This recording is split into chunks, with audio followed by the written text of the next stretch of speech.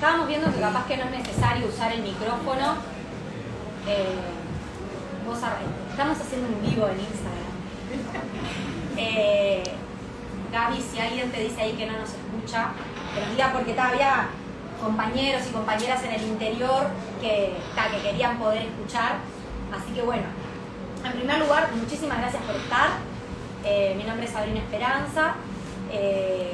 Ahora voy a presentar a Mauro y a Diana, pero no sé si, Mariano, vos querés, antes de arrancar como con el tema, hacer algún comentario desde Astromulo, desde la editorial. Dale, sí. Ahora. Capaz que sí. En 3, 2, 1. Bueno, nada, bienvenidas y bienvenidos a la presentación. Simplemente contarles que Astromulo es una editorial pequeña que forma parte de un colectivo que se llama Sancocho, es un colectivo de editoriales también pequeñas que venimos hace años trabajando, y bueno, la idea es aportar un laburo con cierta lentitud y personal, donde en este caso se generan un equipo ad hoc con la autora que trabaja como juntes, y en el caso de Sabrina, bueno, se dio inmediatamente y fue un laburo de equipo muy interesante. Además del contenido del libro, que verdaderamente para quien nosotros somos iniciados o iniciadas en el tema, la verdad que es un libro que puede ayudar a acercarse y a profundizar también en determinadas temáticas. Así que nada, ocupado con el laburo y agradecido que hayas elegido la editorial para publicar. Gracias.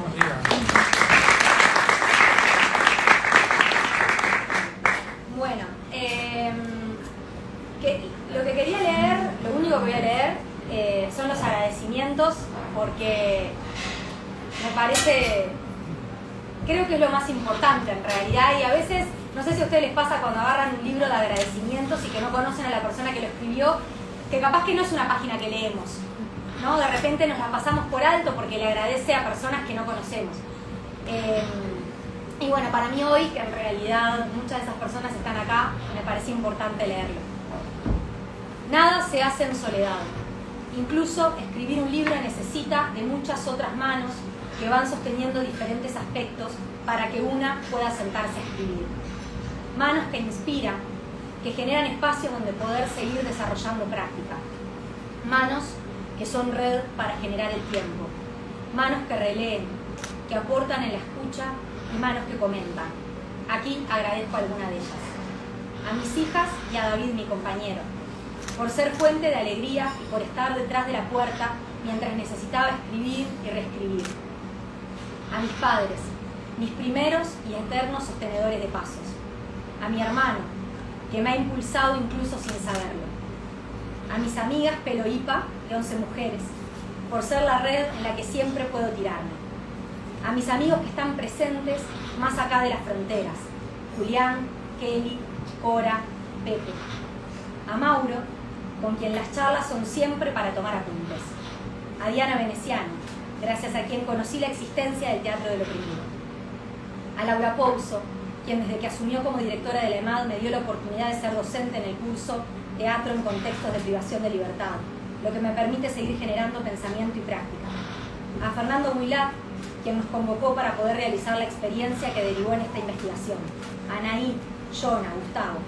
A Roger Mirza y Marcelo Rosal, que fueron tutores de la tesis que hoy renace como libro.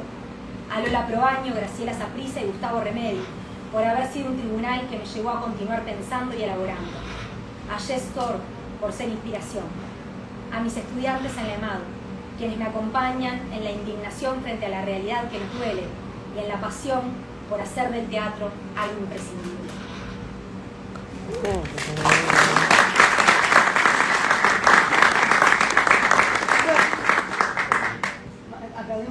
Bueno, entonces ahora voy a presentar a Mauro Tomasini y a Diana Veneciano. Hay una presentación más formal que se distribuyó en la convocatoria, pero en realidad hoy quiero hacer una presentación como más personal y que tiene que ver con lo que nos une. Diana Veneciano fue mi profesora en la EMAD, da clases de que es muy joven.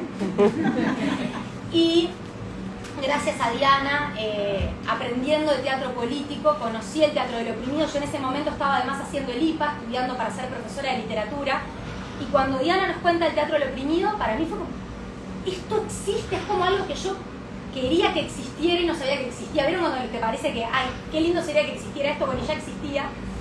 Y juntaba en ese momento lo que había aprendido de pedagogía del oprimido, de la pedagogía revolucionaria, de lo que yo quería hacer desde el campo educativo, con lo que me interesaba de lo teatral. Entonces, bueno, Diana es una parte muy importante en todo este trayecto, además es actriz, directora teatral, y muchas otras cosas más, compañera de militancia. Y Mauro, nos conocimos en la Comisión Nacional No a la Baja, en profundas discusiones acaloradas, y siempre fue un compañero en el que... En el taller en Piedras Blancas.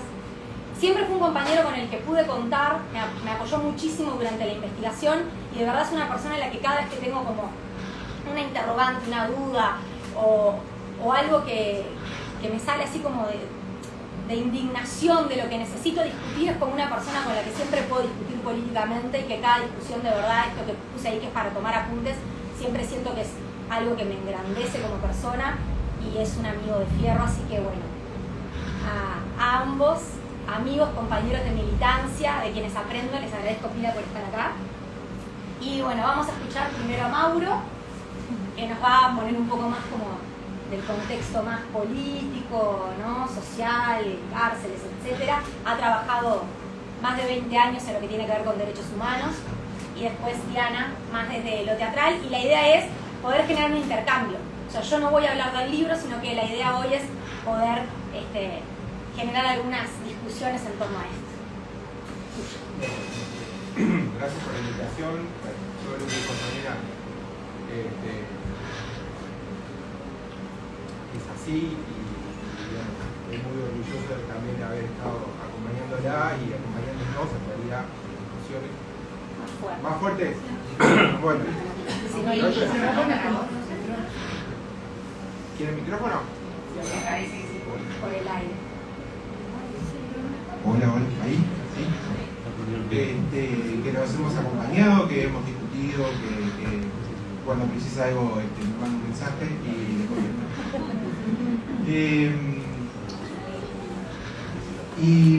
Y en eso también ella ha sido parte, digamos, de todas mis exorcizaciones con este tema, ¿no? Yo le dije, me parece que siempre es un buen momento para sentarse y conversar, sobre todo conversar, y cada vez hay menos momentos para conversar, para ir sin prisa, para detenerse, para pensar, tal vez no tanto para saber qué hay que hacer, y creo que con este tema me parece que yo por lo menos estoy en la teoría de no sé qué hay que hacer. Sí sé que hay algunas cosas que no las quiero hacer o no las pienso igual, y sé que hay determinadas formas de pensar el tema que están en crisis, y eso es uno de los problemas que tenemos. Hay una lógica que me parece que en términos generales, pero en términos de seguridad está agotada, y esto es mucho más profundo, ¿no? Viene de toda una serie de cuestiones que se han venido desarrollando. Yo, por supuesto, soy una persona que de alguna manera militó en el campo de los derechos humanos, pero obviamente militó cerca, digamos, de ideas de progresistas, ni siquiera voy a decir izquierda, porque me da como cosa, pero progresistas. Entonces yo vengo de ese campo, y que bueno, ahí se han venido dando determinadas fisuras y determinados agotamientos, a mi criterio, por supuesto, y siempre, o de hace mucho tiempo a esta parte, yo estoy tratando de pensar cómo es la crisis que a mi criterio se da en muchas cosas, pero en el tema de seguridad también. Me es muy difícil ir a la teoría e ir a la práctica, porque siempre se van a perder cosas, ¿no? Pero tiene que ver con el libro, y tiene que ver con un montón de cosas que van a pasar, y que pasaron y que van a pasar. En términos de pensar la crisis, en materia de cómo pensar la seguridad, es en términos de que probablemente vayan a haber dos discusiones otra vez de vuelta, una sobre capaz que la baja de penabilidad juvenil por un hecho que pasó, y el otro los allanamientos nocturnos, por decir algo. Y no me meto en los demás temas de la agenda pública, ¿no? Yo me meto en el tema seguridad. Y ahí siempre la historia, ¿no? Que vamos a salir a juntar otra vez firme. que ya ni siquiera con los que juntamos firmas contra la luz, digamos, con los que juntamos, se habrían comprometido en que si fueran gobiernos iban a sacar los artículos que juntamos con ellos firmas para la luz. Entonces, hay una crisis ahí instalada, que a mí me interesa pensar, de qué hacer, por lo menos, digamos, ponerse a pensar qué recursos tenemos para pensar la crisis que vivimos en términos de seguridad. ¿Por qué? Y primero porque hay muchas... yo creo que nosotros argumentamos como en el siglo XIX, casi. Seguimos argumentando como en el siglo XIX, cosas. Seguimos argumentando como si la policía fuera de los 90 o de antes. Y eso no quiere decir que todo sea tan blanco y negro, siempre hay grises, ¿no? Seguimos argumentando como si las cárceles fueran, digamos, de la década del 90. Y así sucesivamente. Hay cosas, argumentos que nosotros todavía esgrimimos y los esgrimimos en función de algo que cambió, pero sobre todo que nosotros me parece que tenemos una crisis de cómo pensar las cosas. Y a mí realmente eso me preocupa. Me preocupa, pero no en el sentido pesimista. Al contrario, yo soy un optimista, lo digo en el libro, que siempre hay algo que se puede hacer. Pero de alguna manera me parece que siempre estamos en esta misma discusión, como encerrados, en que tenemos que elegir siempre el mal menor. Casi que siempre tenemos que... Y eso es parte de la crisis. No podemos generar otra cosa que el mal menor.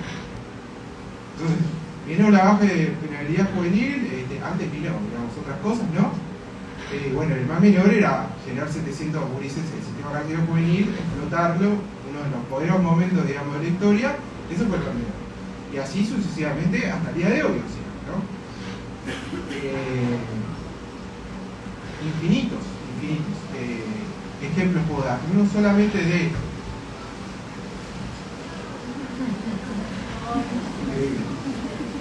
¿Qué es eso? Y así podemos seguir. Entonces, a mí me parece que eso es importante. Y es importante, y lo digo, y tal vez no soy demasiado claro, porque es bastante más complejo y a mí me cuesta mucho explicarlo, porque hay muchas derivas que hay con respecto a este tema y muchas complejidades que hay que pensarlas, pero esto tiene que ver cuando pensamos en trabajo práctico, ¿no? No hay, a mi entender, no hay un pensamiento acabado de cómo se debería pensar la cárcel desde el punto de vista progresista. No hay. No tenemos, no sabemos. Casi que las mismas personas, o sea, que vienen, digamos, de cualquier campo ideológico, se repite continuamente. Digamos, no hay absolutamente nada más allá de que podemos acá irrumpir con el proceso de punta de rieles, yendo exclusivamente ahora a la cárcel, ¿no? Como uno de los puntos, porque está la cárcel, está el sistema penal, está la policía, otro gran problema. Pero no existe, no hay un consenso. ¿Cuál es la política? ¿Cuál debería ser una política de seguridad progresista?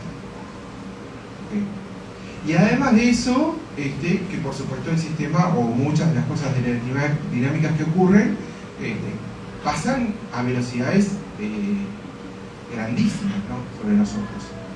Entonces, eso es una buena pregunta que hay que hacerse, digamos, siempre. ¿Cuál sería? Yo cuando empecé a trabajar tenía mucho más claro las cosas. Ahora que digamos que casi estoy un poco más alejado del tema, tengo menos, sí, más clara, digamos. Algunos pensamientos más teóricos, ¿no? Pero cuando me alejo más del tema, cada vez se complica mucho más y se difumina mucho más algunos temas que teníamos muy asentados. En 20 años pasamos del progresismo a querer eliminar la cárcel a vamos a humanizar la cárcel, porque la cárcel se puede humanizar. No se puede humanizar la cárcel. Es decir, ahí hay 20 años que pasó determinadas cosas que, digamos, deberíamos ponernos a pensar en eso. Pero ¿por qué digo esto? Porque yo creo que necesariamente hay que pensar para cualquiera que vaya a trabajar dentro de la cárcel. todo me parece que aporta para pensar a veces la complejidad dentro de la cárcel. Sobre todo porque capaz que lo entienden o no, pero digamos, hay una famosa frase, digamos, del sistema carcelario juvenil que es: hay que hacer pasar el turno, ¿no? O sea, hay que pasar en 4 turnos, hay que pasar un turno para el siguiente, así los problemas lo tiene el siguiente, y así. Entonces, si uno no lo entiende a veces, uno va a hacer pasar el turno, ¿no? Y cualquier tipo también digamos, de experiencia que se lleva dentro de la cárcel puede ingresar en la inercia, que es muy, digamos,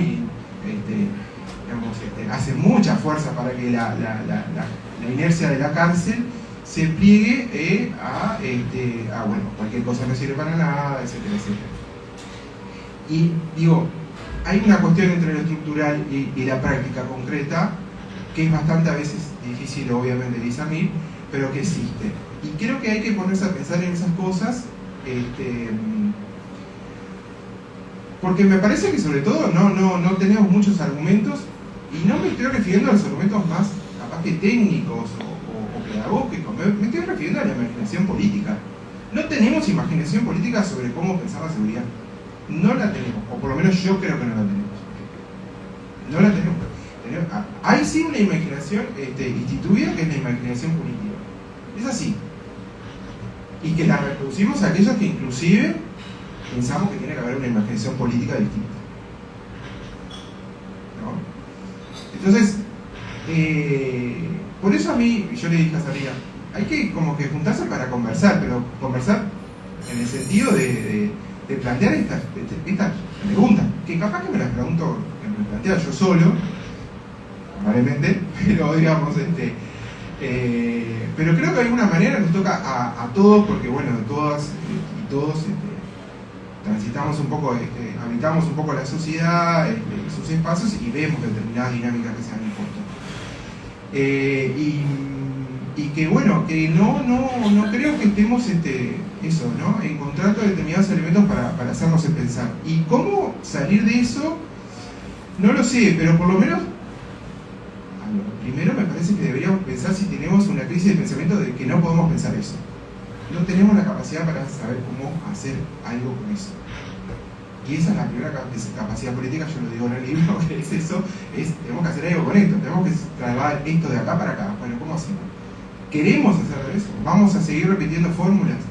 En todos los niveles posibles. Esto no es que, digamos, no va con que nadie vaya a trabajar en una cárcel y ese sea parte del sistema, no caer en esa ridiculización e infantilización. Estoy diciendo en cualquier lugar que ocupe cada uno, de la manera y de la manera que quiere entender el tema, ¿no? O sea, yo a nadie le pido que lea de criminología, es más, le pido que no lea de criminología, pero digo, no es así, es pensarlo en términos, digamos, de habitantes de un lugar que tienen afectos, que construyen, digamos, al otro, etcétera, etcétera. Y yo creo que mi preocupación mayúscula es esa, digamos, reconocer qué cosas no podemos pensar y tratar de conseguir categorías para pensar esas cosas que no podemos pensar. Y doy ejemplo, y voy a dejarlo acá a Diana, que seguramente va a tener más certeza que yo. El gatillo fácil ya no es una propiedad del Estado, ya dejó de ser una propiedad del Estado. Y estoy ¿cómo que es eso? Digo, y sí. Esa es una dinámica que se ha transformado, como otras, como pensar que la policía no tiene que estar sindicalizada. Estoy en un lugar que puedo tirar bombas, además, en local legítimo. Es otra dimensión, pero no en términos, digamos, bueno, pero esto es así, no, en términos de imaginación política, debemos pensar eso. Y también hay que definir qué es imaginación política, eso es otra cosa. Pero esas dos cosas, por ejemplo, yo cada vez que, digamos, sí tengo relación con los territorios, digamos, con determinadas dinámicas que ocurren, con colectivos, y sí, el gatillo fácil ya dejó de ser una propiedad de la izquierda, es más, que tenían una categoría de denuncia, ya dejó de ser. Se ha complejizado, hay un montón de violencias interpersonales, barriales, territoriales, etcétera, etcétera. Por supuesto no voy a caer equivocadamente en esto del narcotráfico, no, eso es una ficción política muy interesante, digamos, ojalá yo pudiera construir una ficción política de contraria, digamos, es esto al fin y al cabo, ¿no? La imaginación política sirve para construir una ficción política. Como una, como otra. Y sin embargo, yo lo podría plantear esto en otros lugares y me atacarían ferozmente. ¿No? Entonces, a ese tipo de cosas me refiero como ejemplos y que no creo que creo que estamos, por supuesto, capacitados para encontrar determinadas cosas, categorías, elementos. Pero me parece que es eso. Yo creo que me sentiría bien. Y hay otra cosa, tratar de pensar cosas que nos hagan sentir bien. Por lo menos que, porque no es yo voy a hacer esto y voy a conseguir aquello, eso es muy intermitente. Pero, en fin, hablando con mucha gente, y capaz que seguramente esto lo han percibido, hay un descontento, hay una falta de goce en la política, cuando alguien se percibe que hace política, ¿no? En una partida política que es aberrante, digamos, es insatisfactorio, no existe eso. Entonces uno tiende a juntarse, pero también a juntarse, digamos, ¿para qué? ¿En qué contexto? ¿No? ¿Cómo yo sobrellevo ese tipo de cosas? ¿No? Pero vuelvo a decir, no creo que me pase a mí nada más en el sentido con este tema, digamos, ¿no? Pasan con muchos otros más, pero me parece que es eso. Si creo que hay algo que es interesante es pensar qué categoría se puede pensar la crisis en seguridad pública. Y la categoría, pero de la crisis política que tenemos en pensar la seguridad pública, o la seguridad ciudadana, o no vamos a entrar en esas definiciones, no tiene sentido. Y creo que me parece que es un punto de partida y muy interesante para pensar. Yo creo que el libro me parece que esconde muchas cosas públicas que hay que saber leerlo. Yo realmente, más allá de que soy amigo de Sabrina y todo lo demás, creo bastante en lo que dije en el prólogo. Ella dice que no, yo creo. Lo que pasa es que ella no lo puede ver, obviamente, pero yo sí lo veo, sobre todo que estoy ahí. Entonces me parece que es un buen punto de partida para pensar estas cosas, pero siempre en ese sentido, ¿no? En ese ida y vuelta. Y bueno, yo lo voy a dejar por acá porque vengo con más preguntas. Gracias.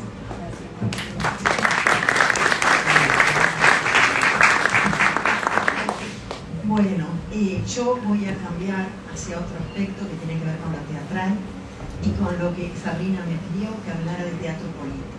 Lo primero que planteo es, ¿qué es el teatro político? Bueno, es una discusión que seguimos dándonos y que seguirá, por suerte, que seguiremos dándonos.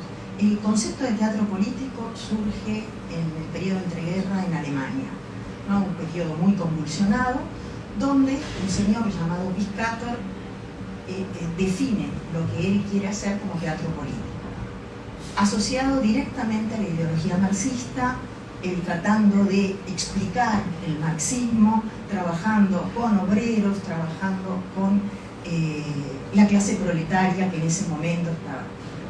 Ha pasado un siglo, o sea, y el concepto de teatro político ha cambiado y nos seguimos preguntando qué es el teatro político.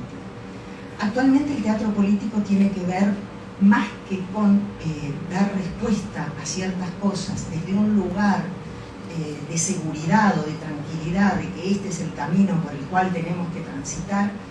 Ya lo planteaba Brecht, también contemporáneo Piscator, que más que responder es hacerse preguntas, más que el teatro no debe ser un campo moral ni un campo didáctico que nos enseñe cosas, eso es de una ingenuidad muy grande.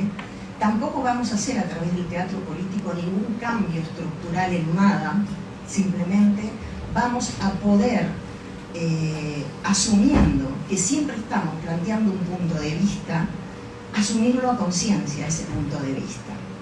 Que nosotros con el teatro político lo que hacemos es cuestionar una realidad en la cual estamos inmersos, preguntarnos cosas sobre la realidad y a partir de una experiencia que compartimos con el otro, y ese es el gran cambio, es que ahora el teatro se concibe como algo que experimentamos juntos y juntas con otros que están en el mismo lugar que nosotros no estamos jerárquicamente por encima y le enseñamos algo o le transmitimos un mensaje moral de las cosas, cómo se deben hacer, si bien o mal, sino que estamos ahí para hacernos las mismas preguntas y buscar posibles caminos o buscar posibles lugares a donde poder transitar, aunque no lleguemos a ninguna solución. Saber que además los caminos son muchos, son muy variados y bueno, ese es un poco el lugar del teatro político. El teatro político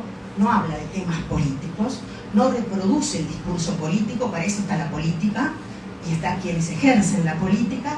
El teatro precisamente cuestiona el discurso político, lo pone en juego, lo desafía, ¿no? Y nos desafía a nosotros como seres inmersos en una sociedad en la cual estamos haciendo teatro, ¿no? Esa es la gran interrogante.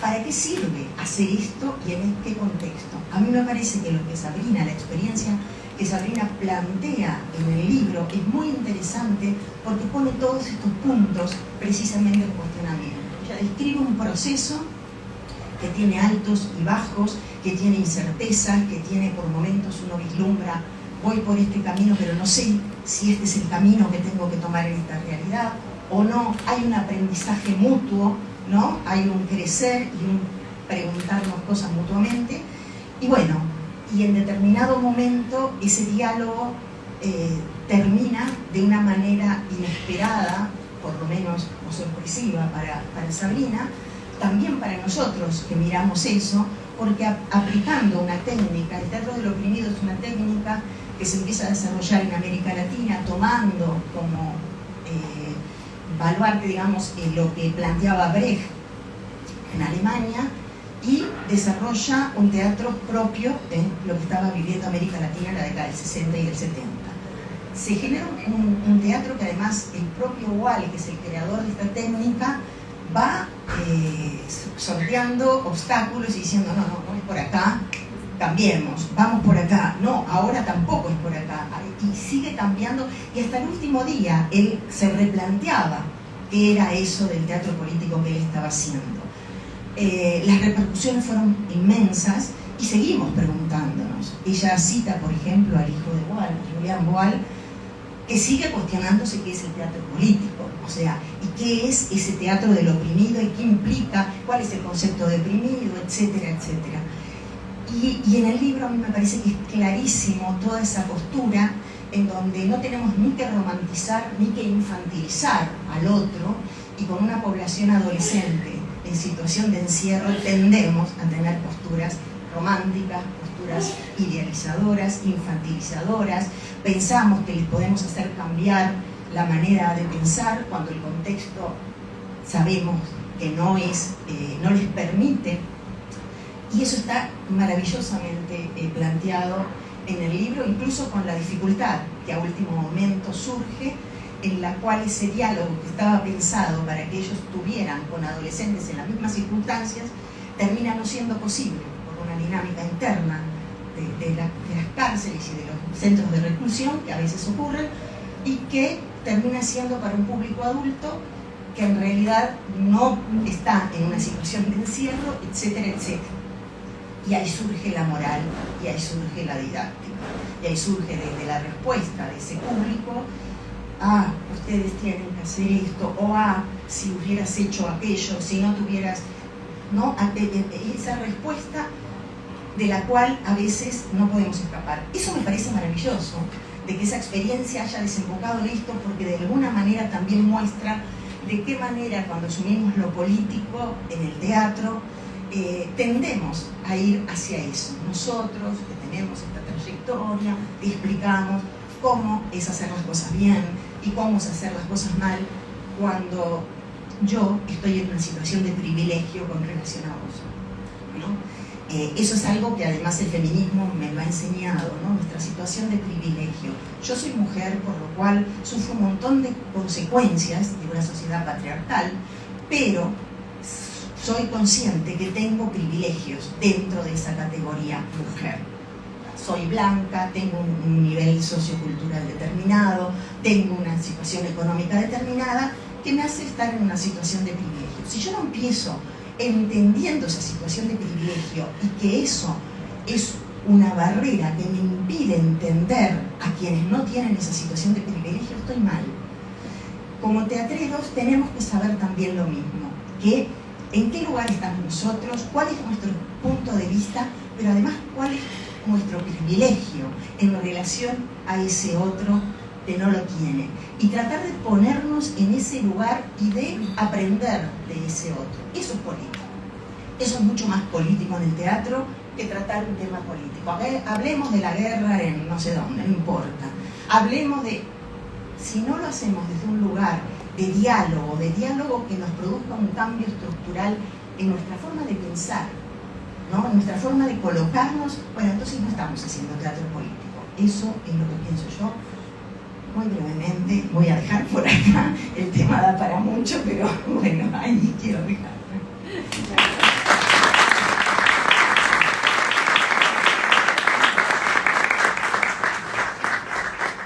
Bueno, la idea ahora es ver si se animan y podemos abrir un poquito a un intercambio como con estas cosas capaz como disparadoras. El libro, para quienes no sepan, porque mientras escuchaba pensaba que bueno, capaz que no todo el mundo vino sabiendo de qué se trataba el libro. El libro relata una experiencia de teatro del oprimido en un centro de privación de libertad para adolescentes en la colonia Berro, que fue en el 2011. Y en el 2016 analicé esa experiencia en la maestría de teatro. Y hoy, 2023, es como algo en lo que sigo pensando, más allá de que sigo trabajando con teatro en esos contextos, tiene que ver un poco con esto que decía Diana, como de seguir preguntándonos, ¿no? ¿Por qué hacemos lo que hacemos? ¿Para qué? No, hay una cosa muy breve, que es una oración que hoy les dije que iba a leer solo una cosa, mentí. Leí los agradecimientos, pero no leí la dedicatoria, que es capaz que hasta más importante que los agradecimientos. Y dice: para ustedes adolescentes que me han enseñado tanto y que en cada encuentro me dan años de vida. Me había olvidado de los protagonistas. Bueno, no sé si como... No voy a hacer un juego rompehielos, prometo, pero ahora nos paramos y no, mentira. No, pero capaz que estaría bueno si alguien tiene algún comentario o alguna pregunta o algo que quiera decir como en relación a esto que estuvimos intercambiando, estaría bueno como poder conversar. Sí. Quiero hacer una pregunta que es, bueno, vos viste esos talleres y después en los últimos años estás dando otros talleres también en la Berro. Entonces, no sé, se me ocurre preguntarte por qué habría que dar teatro en los cárceles, ¿no? Pues te podría preguntar qué pasa en esos talleres, pero eso yo, al menos, un poco lo sé por la conversación. Pero me parece, sobre todo, pensando en esto que decía Diana de crear un teatro político, o sea, ¿por qué hay que dar talleres de teatro en las cárceles? Digo, también pensando un poco en esto de cómo pensar los problemas a veces, ¿no? O sea, cuánto nos puede ayudar tener teatro dentro de las cárceles, siendo que siempre, que todavía creo, la matriz para pensar los problemas de las cárceles son muy efectistas y seguro que ante la duda no se sigue transmitiendo ese mensaje de, bueno, tener talleres de carpintería, de no sé qué, bueno, que no digo que no, pero digo que bueno, no sirven para nada tampoco, o sea, ¿qué es que sirva, no? Entonces, ¿por qué taller de teatro en las cárceles? Bien, fácil. Livianito para arrancar. Bueno, capaz que después también ustedes ahí pueden...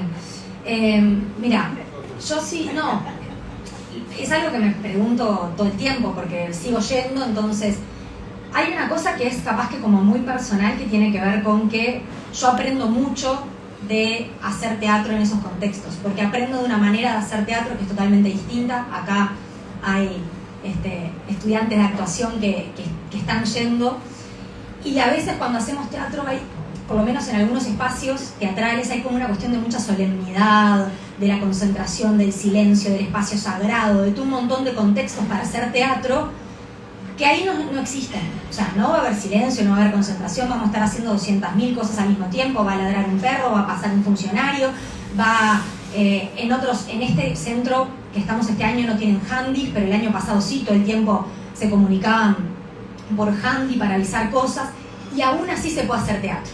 Entonces hay un primer aprendizaje que es para quienes nos dedicamos al teatro, aprender a hacer teatro de otras formas, y que nos enseñen cómo hacen teatro ellos o ellas si trabajamos con adolescentes mujeres. Eso como por un lado. Después por otro lado pienso que ahí hay una tensión ahí que a veces hemos hablado de esto como qué terrible que es que a veces en los contextos de encierro se restituyan derechos que los adolescentes no tenían afuera, ¿no? Por ejemplo, terminan de estudiar. Lo decís, tenía que este gurí estar preso para poder, y a veces te dicen, yo acá estoy terminando el liceo porque afuera ni en pedo lo hubiera terminado. Y a mí me explota el cerebro de pensar que la cárcel puede terminar siendo restituidora de algunos derechos mientras se vulneran otros, o sea, es tremendo. Ahí, bueno, Marcelo Rosal, que es un antropólogo, me decía para el libro que hemos sido más eficientes para encerrar a algunas personas que como Estado, ¿no?, que para ahorrarles esa suerte. Y yendo a esto con el teatro, que son gurises que no han visto teatro. Y ese es un cuestionamiento para quienes nos dedicamos al teatro. ¿Para quién estamos haciendo teatro? O sea, no puede ser en ninguna de las cárceles para adolescentes. He trabajado en cárceles para adultos. ¿Han visto teatro? No. Entonces, ¿para quiénes hacemos teatro? Entonces yo creo que ahí hay otro cuestionamiento que tiene que ver con esto que se habló recién Diana, y que creo que porque es un derecho. Entonces, ese también es otro motivo de por qué hacer teatro ahí. Entonces, bueno, porque aprendemos quienes vamos, porque es un derecho. Y ahí viene otra cuestión que es qué tipo de teatro hacer. Que hay una cosa que yo pienso es que no sé si quedó en el libro, lo tengo que sacar, pero que a veces como quienes vamos a trabajar en las cárceles, yo creo que es como el camino al infierno que está empedrado de buenas intenciones. Entonces a veces hay muy buenas intenciones, pero con esas buenas intenciones no alcanza. Entonces yo creo que lo que hay que hacer también tiene que tener una intencionalidad política, capaz que en esto también que traías vos, Diana, no tanto del tema que abordamos con la obra de teatro, sino en cómo construimos esa obra de teatro. Pues yo pudiera hacer teatro a la cárcel, llevar un libreto, decirles, vos haces este personaje, vos este, ¿para qué? O sea, ¿para qué voy a hacer eso? Una cuestión totalmente adoctrinante, vertical. Entonces también no es cualquier tipo de teatro, por lo menos eso es desde el lugar en el que yo me paro. Así que, nada, un poco por ahí. No sé, capaz que ustedes... Una de las cosas que el teatro político actual plantea es la dejerarquización, en todo sentido, ¿no? Lo colectivo, lo grupal, la cosa no se crea desde arriba para abajo, desde alguien iluminado hacia otros menos iluminados. O sea, todo eso también tiene que ver con el teatro político. Por eso, más que el contenido en sí mismo, es el cómo, con quién, para quién y de qué manera hacemos las cosas, ¿no? Y eso es un teatro político hoy, ¿no? ¿Y te puedo citar? No, porque Mauro, una cosa que me dijo para la entrevista que hice para este libro en el 2016, él dice que la cárcel es un lugar que no existe en ningún otro lado. O sea, lo que ocurre ahí, nosotros no nos manejamos de esa manera. O sea, vos no pedís que te abran para ir al baño, no pedís, o sea, la cárcel crea algo que no sirve en otro lado, porque no existe esa estructura en ningún otro lado. Y entonces, Mauro lo que me dijo en ese momento es, quizás el teatro sea lo más verdadero adentro de la ficción que es la cárcel.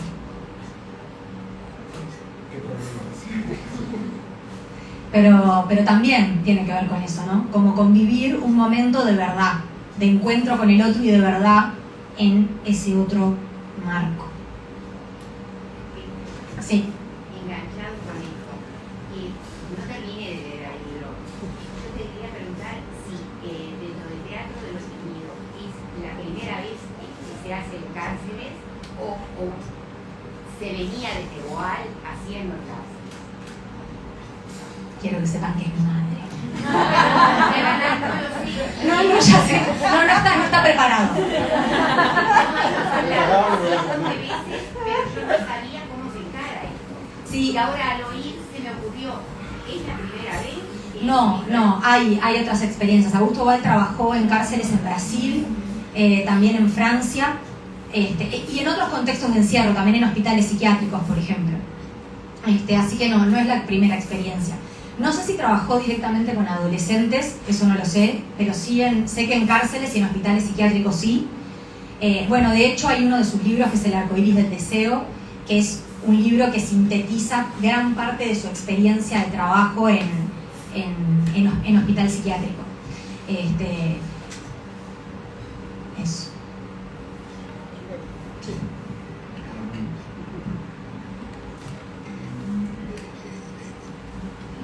¿Qué sirve y qué no sirve hacer adentro de la cárcel? Es muy difícil. Yo no lo sé, digamos, en términos de lo que debe suceder o no. Lo que sí sé es que lo que debe suceder sí debe tener necesariamente una dimensión política. ¿Pero en qué sentido? En la dimensión política de entender a dónde se va y qué se quiere hacer con lo que... no qué se quiere hacer con lo que se va a hacer, sino qué se entiende por el lugar donde se va. Es decir, talleres hay muchos muy buenos, malos, regulares, cosas que no sirven para nada. La mayoría no sirve para nada. ¿Pero por qué no sirve para nada? No sirve para nada porque no nos podemos a pensar como queremos construir ese espacio, qué es lo posible, qué es lo deseable, cómo hay que sostener las cosas ahí adentro. Pero yo no me voy a poner a discutir en eso porque digamos, es una discusión muy larga, pero quien vaya a trabajar en una cárcel, a mí me sirve más el que piense que la cárcel no tiene que existir. Esa persona me sirve más como tallerista que el que piensa que la cárcel tiene que existir. Ahí está la diferencia.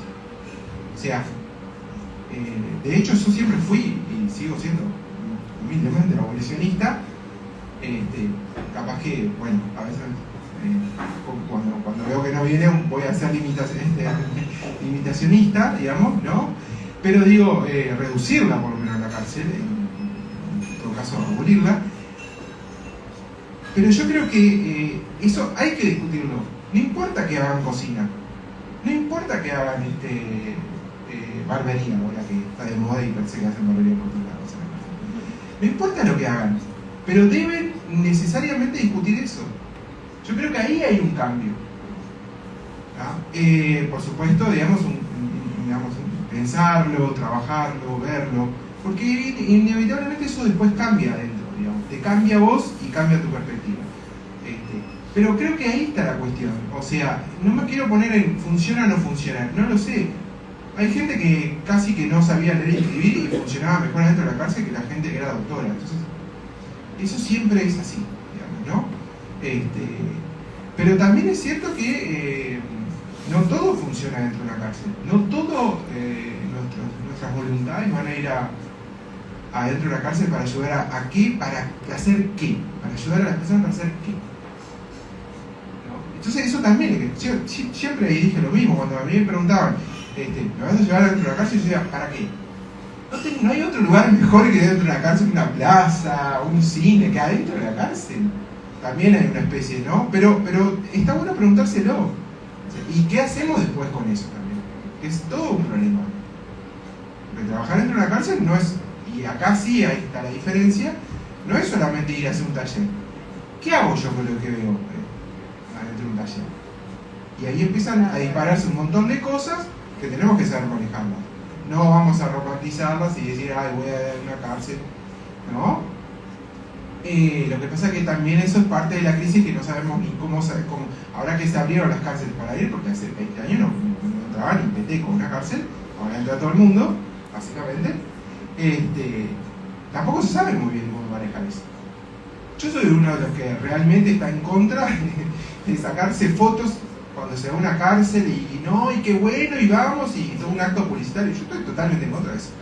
Hay gente que vive ahí, que muere ahí, que no va a salir, y entonces hay que construir una ética determinada, que no la sabemos cómo manejar, digo, por lo menos tenemos que pensarla, ¿no? Sí, está pensada históricamente, pero digo, sobre todo para este nuevo mercado que se abrió del sistema carcelario, sobre todo, que eso hay que hacerlo. Pero para mí no sé cuál taller es bueno o malo. Lo que sí sé es que yo creo que el tallerista que vaya, por lo menos tiene que dar el espacio para discutir determinadas cosas sobre la cárcel, sobre cómo funciona, para qué sirve. Sí, hay un tallercito de decir, bueno, mirá, la cárcel es esto, esto y esto para mí, puedo hacer lo que quieras con eso, pero ¿qué es esto? Entonces, ahí me parece que está la diferencia, digamos. Sí abre más probabilidades. Yo creo que se abre más probabilidades. De hecho, con funcionarios que yo he discutido de esto, con los mismos que trancaban, los mismos se desconstruyeron, digamos, ¿no? Entonces, me parece que es posible. Pero sí es una pregunta esa. No hay nada dentro de la cárcel, voy a hacer adentro de la cárcel. No sé, yo qué sé. En el Piedras le compraron un PlayStation. En más o menos la misma época que fue Sabrina. Solucionaron todo. Ahí mataron. El PlayStation mata taller. ¿Ah? Por supuesto a los hombres, ¿no? A las mujeres nunca le compraron PlayStation, que fue una reivindicación de años, ¿no? Esto está igual, ¿no? Está igual. Por eso además yo pongo después se le agarró en el Piedra mismo, le agarró una especie de dinámica de que el consumo era el problema del delito, y entonces sacaron todo el consumo. Todos los que tenían pipa, puma, todo para afuera. Entonces estaban todos igualitos vestidos con ropa de second hand, o sea, hubieran ido a cualquier bar a tomar cerveza artesanal, pero no, estaban en el Piedra. Eso pasó, entonces estaban todos lastimados. ¿Por qué? Porque le sacaron todos los aritos, quisieron borrar todo el tatuaje. Digo esto porque para ponerse a pensar este tipo de cosas, ¿no? Y además que la cárcel es muy atractiva para que uno piense en lo mismo, casi siempre, digamos. Sí. A mí me ocurría preguntar ahí cuando empezaba a problematizar ciertas cosas, como la cárcel misma, la existencia de la cárcel misma, como sus propias realidades. También como uno va 2 horas, 1 hora y media, después pasa a su casa y problematizó algo y generó emociones, frustraciones y resentimientos y cosas. Eso también eso es importante. Y creo que también de ahí es una ética como tallerista, ¿no? Como lo que se va a generar ahí y el espacio de cuidado y nada, también esto, porque uno va con una postura ideológica, pero me parece que ahí también es como tener un cuidado que se está generando ahí también, no sé, pero también esa tensión, digo. Sí, totalmente. Eso que vos decís es fundamental en esto de la ética y retomando una cosa que dijo Diana de un teatro político que ya no va a adoctrinar, a dar discurso. Entonces hay un cuestionamiento que vos lo que haces también es como habilitar determinados espacios de cuestionamiento, no llevar tus cuestionamientos, ¿no? O sea, y desde el teatro del oprimido se trabaja así. A mí, la primera experiencia que hice del teatro del oprimido, que fue con niños en situación de calle, yo quería que ellos hablaran de la violencia policial que estaban sufriendo, que sabíamos. Yo quería que hablaran de eso. Ellos querían hablar de las peleas que tenían entre ellos, de lo que les había dicho una maestra, y eso tiene que ver con saber escuchar, ¿no? Y qué es lo que cómo ese grupo también se autopercibe, cuáles son las temáticas que quieren abordar. O sea, por lo menos el tipo de teatro que hacemos tiene que ver con eso. O sea, no con yo instalar, porque es tal cual lo que decís vos, ¿no? O sea, yo podría venir, bueno, vamos a hacer un cuestionamiento del sistema carcelario. Está divino, yo después terminé el taller, me fui, y quienes quedan ahí son ellos. A veces toda su adolescencia y ahora con la LUC 10 años, ¿no? O sea, yo estoy yendo con estudiantes de la EMAD que hoy son más chicas de lo que van a ser algunos de ellos cuando salgan, ¿no? Entonces, hay una dimensión ahí de la ética que sí, que tiene que estar presente como... Me autocensuré. No sé qué hice, no se bajó el piso. Igual creo que se escucha, no. Esto que dice Mauro, por ejemplo, que a mí desde el punto de vista ético tampoco estoy de acuerdo con ir a hacer una actividad y sacarme fotos. Acá, qué divino este momento de taller, no sé cuánto. Que no quiere decir que el momento de taller no haya sido divino, pero tiene que ver con que no estoy en la EMAD o en un taller en un barrio, que cada uno después vuelve a su casa. Se jugaron otras cosas ahí. Entonces, no sé si iba a ir un poco por lo que decía. ¿Alguien más? Sí. En verdad, entiendo por lo que decís, yo no tengo mucho vínculo con el teatro, pero entiendo por lo que decís que tenés una trayectoria dentro del teatro político larga y que has trabajado con distintas profesiones. Y ahí me genera la duda qué diferencias encontrás cuando trabajas con adolescencias en relación a adultos o bueno, a otros pueblos. Muchas. Muchas y A mí la adolescencia es una etapa que realmente me apasiona. Yo creo que es como... Bueno.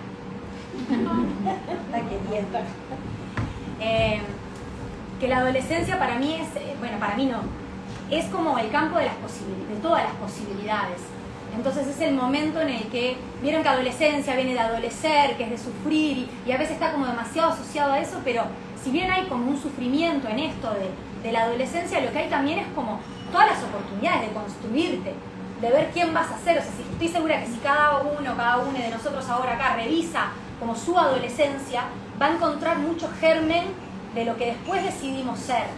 El campo de los deseos, de lo que queríamos, de las pulsiones, del despertar sexual. O sea, hay un montón de elementos que en la adolescencia son vitales y que son fundamentales. Y justamente la cárcel mata todo eso, ¿no? Porque sí, o sea, ya el hecho de cercenar, bueno, por ejemplo, te vas a vincular solo con varones, ¿no? O sea, sobre todo lo que es Colonia Berro. Hay otros centros de privación de libertad que tienen momentos de encuentro, pero Colonia... Vas a pasar toda tu adolescencia vinculándote solo con varones. Ya esa construcción tuya de identidad, de quién puedes ser, de las posibilidades, las potencialidades. Entonces creo que, volviendo a lo que vos comentabas, el adulto no es que no tengamos posibilidades de cambiar. Yo creo que siempre tenemos posibilidades de cambiar, pero en la adolescencia eso está mucho más fermental. Y la adolescencia es una etapa también del riesgo, ¿no? De asumir riesgos. Y hacer teatro es de alguna manera asumir riesgos. Yo me acuerdo que el día que presentamos la obra que describe acá, tenían un cagazo los gurises. Estábamos en el patio ahí previo a la entrada de la escuelita de la Colonia Berro, que es el lugar donde van a estudiar y vamos a hacer la presentación. Ahí no querían. Ah, no, yo no actúo. David, mi compañero que vimos el taller juntos, no había llegado, pero viene David. ¿Y cuándo viene David? No, mira que yo no salgo, había que convencerlos. Y a mí en ese momento pensé... Pero estos pibes que andan armados, que de repente le apuntan a alguien, tienen miedo a hacer esto. Y ahí uno dimensiona, ¿no? Como los riesgos de acuerdo al contexto de cada uno. Y para ellos eso era tremendo riesgo. Y poder sentir que eran capaces de hacer algo que estaba bien, digamos, que socialmente es reconocible. Y entonces, nada, yo creo que es fundamental poder pasar por estas experiencias en la adolescencia y poder contar tu historia sin que la juzguen, porque también lo único que van a escuchar siempre es pero no tendrías que haber hecho esto, pero si hubieras pensado, pero vos fijate. Eso es lo que el mundo adulto les devuelve todo el tiempo. Y en el teatro no, porque en el teatro sos un personaje que está haciendo la historia del personaje. Entonces el teatro tiene como un montón de desdoblamientos y de posibilidades que para mí, para la adolescencia, es fundamental. Para toda etapa vital. Hagan teatro, gente. No, pero creo que en la adolescencia hay una potencialidad de lo que te permite jugar el juego de ser otro. ¿No? Y qué cosa más y siendo lo mismo, qué cosa más maravillosa que hay de decir, voy a probar a ver qué pasa si soy de esta manera.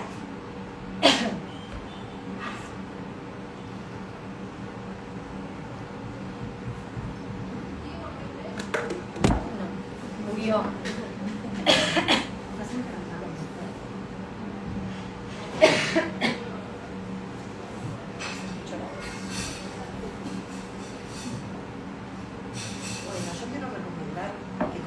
Que lo lean, es maravilloso, lo leí, es una experiencia, relata una experiencia con todos sus altibajos, sus dudas, sus idas y venidas, y realmente es un aprendizaje de cómo posicionarnos ante una realidad que la mayoría de nosotros desconoce, ¿no? Que la mira de afuera.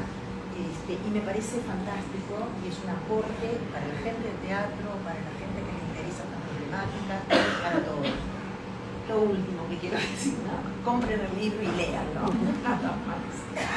Hoy estoy para promocionar cosas.